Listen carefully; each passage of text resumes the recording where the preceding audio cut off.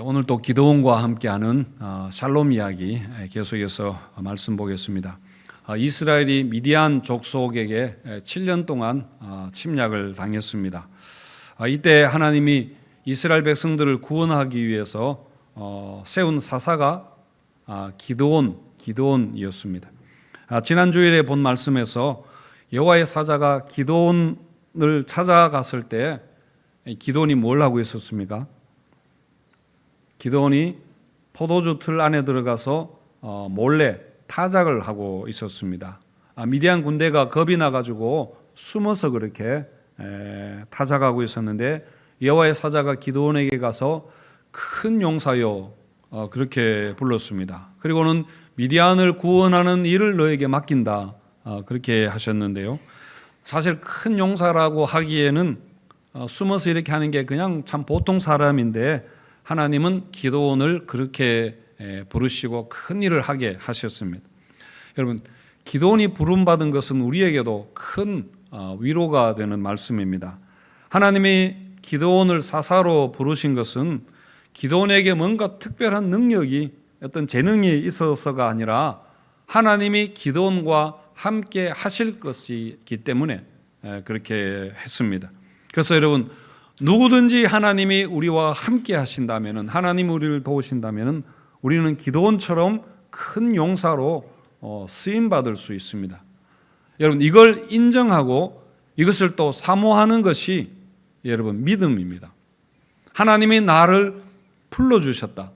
그리고 하나님이 나를 보내셔서 일하게 하시고 그리고 하나님이 함께 하신다 하는 것을 믿는 것입니다. 그래서 내가 얼마나 하나님에게 필요한 존재인가, 소중한 존재인가 하는 것을 인정하고 그렇게 살아가는 것, 그게 믿음이죠. 사실 우리는 지금 이 세상의 가치관에 푹 젖어 있습니다. 생각과 삶이 완전히 습관이 되어 있는데요. 그래서 자꾸 자기 자신에 대해서도 또 다른 사람에 대해서도 외모로 판단하는, 외모가 뭐 얼굴이 아니라 어떤 그런 외적인 조건들로 그렇게 평가하고 자기를 규정하는 그런 게 습관이 되어 있죠. 우리가 풍삼 공부하면서 맨 앞에 나오는 내용이 뭔가 하면은 내가 예수 그리스도 안에서 특별한 존재가 되었다.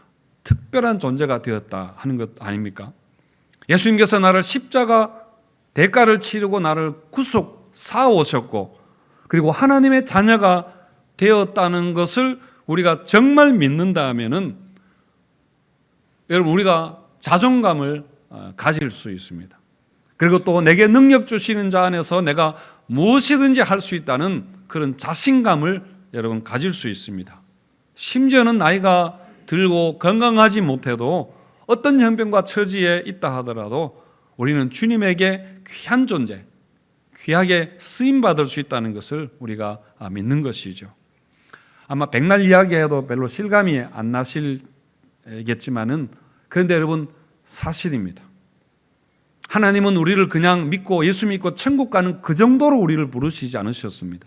이 땅에서 하나님 도와주시면 잘 먹고 잘 살아라 그 정도가 아니라 또 우리가 마음에 평안을 얻는 여러분 그 정도로 우리를 부르신 것이 아니라 여러분 큰 용사로 그렇게 부르셨다는 것을 여러분 이런 믿음, 이런 믿음의 기대를 여러분 꼭 가지시기를 바랍니다. 성경에 나오는 인물들이 대부분 그랬습니다. 뭔가 잠재력이 있고 특별하기 때문에 하나님이 뽑으신 것이 아니라 하나님께 쓰임 받은 자이기 때문에 특별한 사람이 된 것입니다. 여러분 사사기에 나오는 사사들 대부분 다 흠이 많고 부족한 사람들이었습니다. 모압 왕 에글론을 물리쳤던 에훗 같은 경우도 왼손잡이였습니다. 당시 왼손잡이는 신체적인 약점으로 그렇게 사람들이 좀 못하게 본 그런 경향이 있었는데요. 요즘은 뭐 왼손잡이가 굉장히 장점이죠. 야구 경기 같은 경우는 왼손잡이가 없어서 굉장히 귀해서 왼손 투수는 지옥에 가서도 데리고 온다 할 정도로 굉장히 그렇게 귀하죠. 그렇지만은 하나님 당시에 이런 사람들 편견에 구애받지 않으시고 에훗을 사사로 그렇게 세우셨습니다. 그리고 또 소모는 막대기로 블레셋을 물리쳤던 그 삼갈 같은 경우는 농부였습니다. 그리고 무기도 소모는 막대기였습니다. 그리고 드보라는 여자였죠. 여자가 어때서, 농부가 어때서 아마 이야기하실 수도 있는데 당시에는 그런 것에 대한 차별이 굉장히 심했던 시대였습니다. 또 삼손 같은 경우도 힘은 굉장히 셌지만은 사실은 정말 미성숙한 그런 소년 아니었습니까? 그 힘을 어떻게 사용할 줄 몰라서 오락실에 가서 다 까먹어버리는 것 같은 그런 사람이었습니다. 하지만 하나님은 이런 못난 사람들, 연약한 자를 불러서 이스라엘을 구원하는 하나님의 도구로 그렇게 사용하셨습니다. 그래서 사람이 누구인가 하는 것이 아니라 하나님이 누구신가를 보여주려고 하시는 것이죠. 그래서 우리가 성경을 읽을 때도 성경의 인물을 우리가 본받을 것이 아니라 여러분 하나님이 누구신가, 그 사람을 사용하시고 부르시는 하나님이 어떤 분인가를 우리가 읽으셔야 됩니다. 그래서 성경을 도덕책이나 위인전기로 읽는 것이 아니라 하나님의 이야기, 하나님의 이야기로 읽어야 되는 것이죠. 여러분 성경에 나오는 사람들은 다 그냥 보통 사람들입니다. 그렇다고 여러분 맹탕 아무것도 아니었던 것은 아닙니다. 그들에게는 정말 보통 사람이지만 가장 중요한 것 하나가 있었습니다. 그게 무엇일까요? 믿음입니다. 여러분 하나님께 순종하는 믿음이 있을 때에 사람의 조건과 상관없이 하나님은 그를 사용하셨습니다. 물론 특별한 경우에는 믿음 없는 자도 하나님이 가끔 사용하기도 했지만은 그러나 믿음이 있어야 됩니다. 여러분 믿음이 있으면은 누구든지 정말 마른 막대기와 같은 자라도 하나님에게 크게 쓰임 받을 수 있다는 것을 여러분 믿으시기를 바랍니다. 자, 그래서 오늘 본문의 말씀은 기도원이 이렇게 부름을 받고 난 후에 어떻게 믿음을 가지게 되는가 하는 것을 짧은 이야기 속에 보여주고 있는데요. 어느 날 하나님이 갑자기 기도원에게 찾아와서 큰 용사여 하면서 이스라엘을 미디안의 손에서 구원하도록 내가 너를 보낸다. 그렇게 하니까 이 기도원이 굉장히 당황스러웠습니다. 전혀 준비가 안 되어 있었거든요. 그래서 기도원은 내게 말하는 당신이 하나님이라는 것을 보여달라. 그렇게 말합니다. 17절에 보시면은 기도원이 그에게 대답하되 만일 내가 주께 은혜를 얻어 사오면은 나와 말씀하신 이가 주 되시는 표징을 내게 보이소서. 당신이 진짜 하나님인지 내가 알고 싶습니다 하는 말입니다. 우리는 뭐 성경이 있으니까 알지만은 당시에 기도원은 그렇지 않았습니다. 그래서 자기에게 말씀하시고 자기를 보내시는 그 하나님이 진짜인지 아닌지를 테스트를 하는데요. 18절에서 21절에 나옵니다.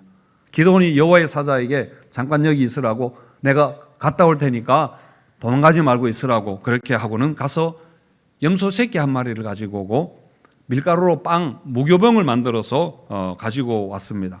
그러자 여호와의 사자가 고기와 빵을 바위 위에 얹으라 하고 그 위에 국물을 부으라 그렇게 말합니다. 그러니까 고기와 빵이 국물에 흠뻑 그렇게 젖은 것입니다. 그때 여호와의 사자가 지팡이 끝으로 고기와 빵에다가 끝을 대니까 어떻게 되나요? 불이 나와서 그 재물을 확 태워버린 겁니다. 그리고는 여호와의 사자는 유유히 사라져 버렸죠. 그걸 보고 하나님이 맞구나 기도원이 알게 됩니다.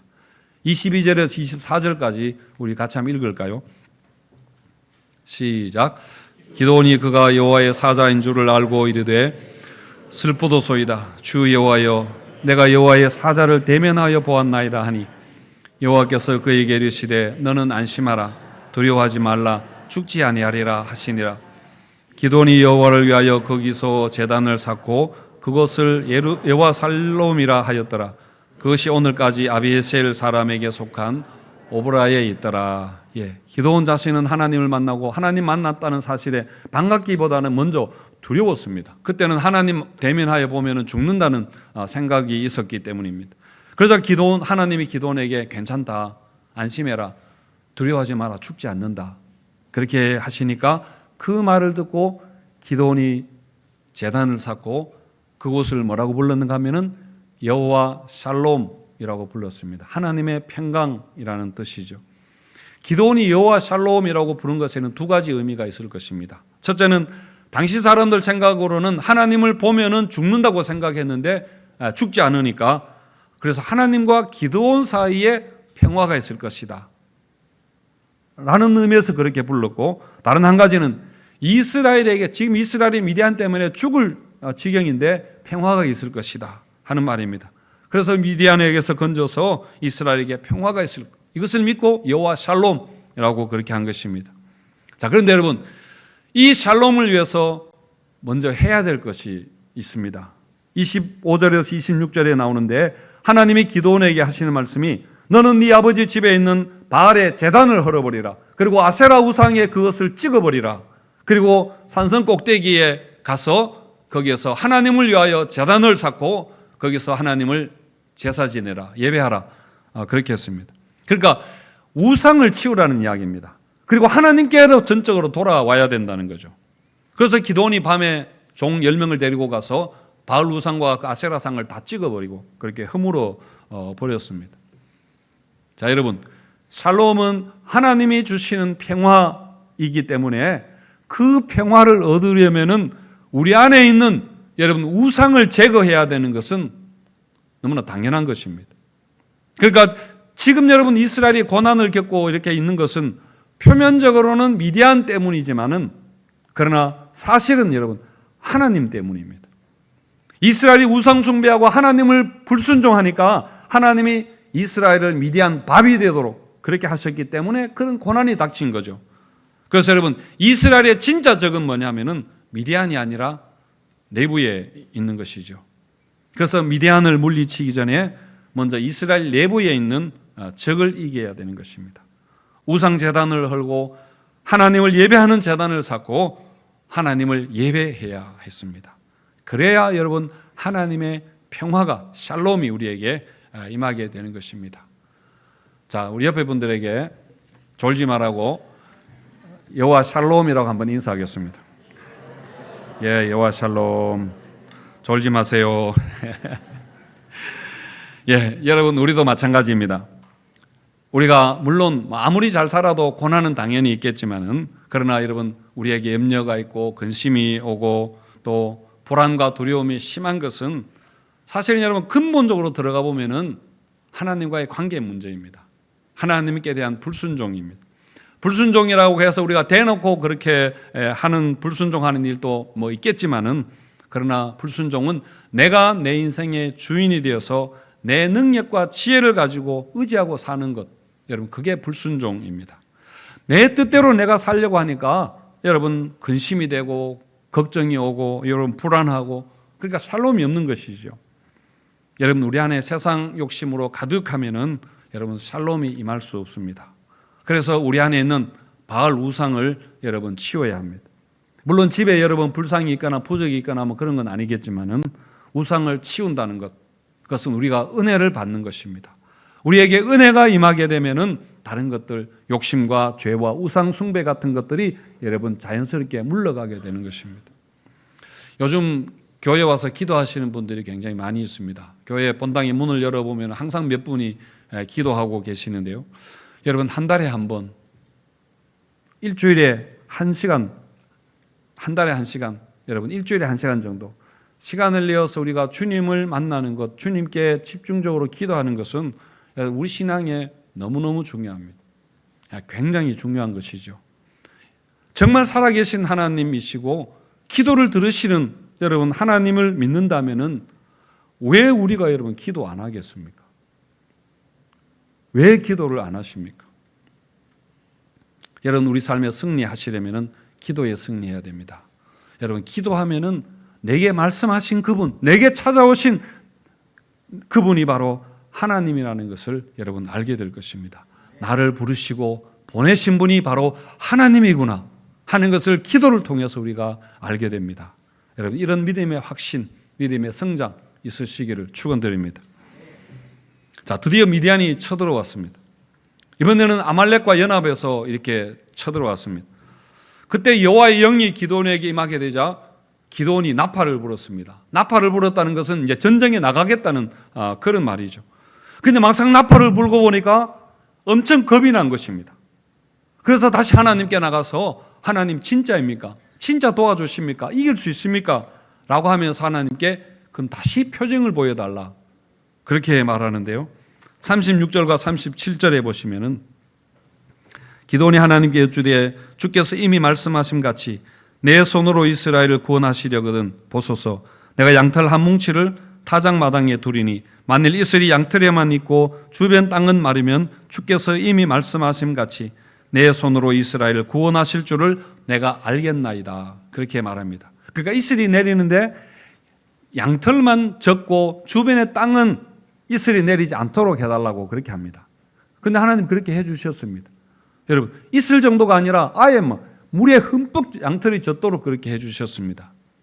그런데 이 기도원은 그래도 좀 불안했는지 하나님 한 번만 내가 더 부탁하겠습니다. 그렇게 하면서 이번에는 양털은 멀쩡하고 주변 땅에만 이슬이 가득하게 해달라고 했는데 하나님이 그렇게 해주셨습니다. 그러자 기도원이 맞구나 하면서 믿음을 가지게 된 것이죠. 근데 또 이걸 따라하는 사람들도 있습니다. 교회학교 교사하라고 하는데 내가 그러면은 다트를 던져서 10점에 꼽히면 하고 아니면 안 하겠다고 그렇게 아니면 하나님의 뜻이 아니다라고 이렇게 하는 것도 있는데 이런 거 따라 하시면 안 됩니다. 여러분 성경에 나온다고 뭐든지 따라 하면 안 되죠.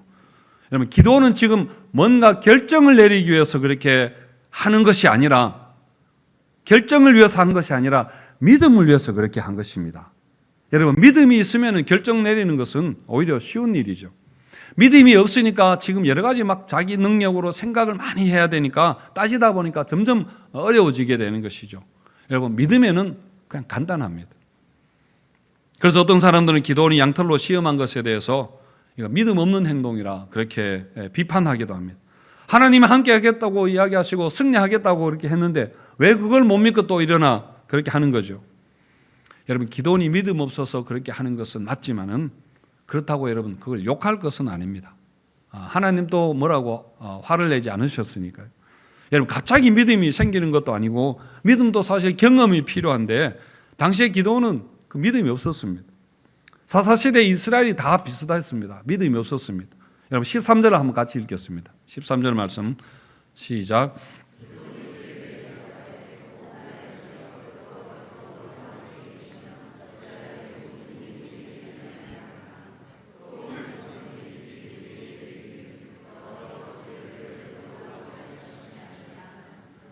그 모든 이적이 어디 있나이까? 이제 여호와께서 우리를 버리사 미디안의 손에 우리를 넘겨주셨나이다 하니. 뒤에 그 에어컨 더우시죠? 괜찮습니까? 더우면 에어컨 좀 켜주시고요. 알겠습니다. 하나님이 함께 계시다면은 어떻게 이런 일이 있을 수 있느냐? 그렇게 하는 것입니다. 출애굽의 하나님은 도대체 어디에 계십니까? 그렇게 하는 거죠. 그러니까 이스라엘이 출애굽할 때 하나님의 큰 능력과 이적을 베푸셨다는데 지금은 왜 그렇게 못 하십니까? 지금은 왜 안 하십니까? 우리를 이렇게 내버려 두십니까? 그렇게 하는 말이죠. 자, 여러분, 여기서 우리는 이스라엘 사람들의 신앙의 문제점을 우리가 볼 수 있습니다. 문제점이 무엇인가를 볼 수 있는데요. 여러분, 기도원을 비롯한 이스라엘 사람들이 하나님에 대해서 모르는 것은 아닙니다. 뭔가 들은 것이 있습니다. 애굽에서 나올 때 굉장했다는 것을 들었습니다. 그런데 하나님 말씀에 순종해야 된다는 것은 알지 못한 것입니다. 그러니까 하나님의 능력이 많다는 것을 들은 적이 있는 게 여러분 중요한 것이 아니라 그 하나님의 능력을 오늘 내가 경험하는, 그래야 믿음이 생기는데 말씀에 순종하지 않았기 때문에 여러분 내가 경험할 수 없었던 것입니다. 여러분 하나님에 대한 지식은 마귀도 잘 알고 있습니다. 야고보 2장 20절 말씀에서 내가 하나님은 한 분인 줄 아느냐? 잘하는도다. 귀신도 믿고 떠느니라. 그렇게 했습니다. 여러분 사탄이 성경 굉장히 잘 알죠. 예수님 시험할 때 보면 다 성경으로 그렇게 성경을 다 꿰고 있는 듯 합니다. 그러나 사탄은 하나님 말씀에 순종하지 않습니다. 하나님 말씀이 틀렸다고 생각하기 때문이 아니라 자기가 주인이 되려고 하기 때문이죠. 그러니까 하나님에게 순종하지 않는 것입니다. 자, 여러분 이스라엘을 보면서 우리가 올바른 신앙이 무엇인가를 우리가 배워야 합니다. 하나님에 대한 지식이 아무리 많더라도 여러분 우리가 말씀에 순종하지 않으면은 그 하나님 나와 상관없습니다. 여러분 말씀에는 순종하지 않으면서 내가 어려울 때 기도하면 도와달라고 그렇게 한다면은 그것은 여러분 우상 숭배입니다. 기독교의 간판을 내건 우상 숭배입니다. 여러분, 우리를 구원하신 하나님의 능력을 믿는다면은 그 하나님은 전심으로 자기를 찾는 자에게 그 능력을 베푸시는 하나님이라는 것을 여러분 믿어야 됩니다. 우리가 믿음을 가지고 믿음으로 발을 내어 디디면은 우리가 하나님의 능력을 경험할 수 있습니다. 여러분, 기도원 이야기가 성경에 기록된 것은 우리의 교훈을 위해서입니다. 믿음이 얼마나 중요한가를 속성 과정으로 기도원을 통해서 그렇게 보여주었지만은, 그러나 여러분, 우리에게는 가장 좋은 믿음의 증거를 보여주셨습니다. 그것이 바로 예수 그리스도입니다. 십자가에 달리신 예수 그리스도, 부활하신 예수 그리스도입니다. 히브리서 1장 1절 2절 말씀에서 옛적의 선지자들을 통하여 여러 부분과 여러 모양으로 우리 조상들에게 말씀하신 하나님이 이 모든 날 마지막에는 아들을 통하여 우리에게 말씀하셨으니 이 아들을 만유의 상속자로 세우시고 또 그로 말미암아 모든 세계를 지으셨느니라. 여러분, 애굽에서 구원해내신 그 하나님 정도가 아니라 아들을 십자가에 주고 우리를 구원하신 그 하나님입니다. 그러면서 그 아들을 믿으라 그렇게 했습니다. 아들을 보고 믿으라 그렇게 하셨습니다. 여러분, 예수 그리스도 십자가를 보고 믿으시기를 바랍니다. 기도는 양털로 하나님을 시험하고 믿음을 가졌지만은 우리는 그러지 않아도 됩니다. 여러분, 예수 그리스도가 가장 확실한 표징이기 때문입니다. 이 십자가의 능력 믿고 담대하게 살아가는 우리 모든 성도님들 되시기를 축원드립니다.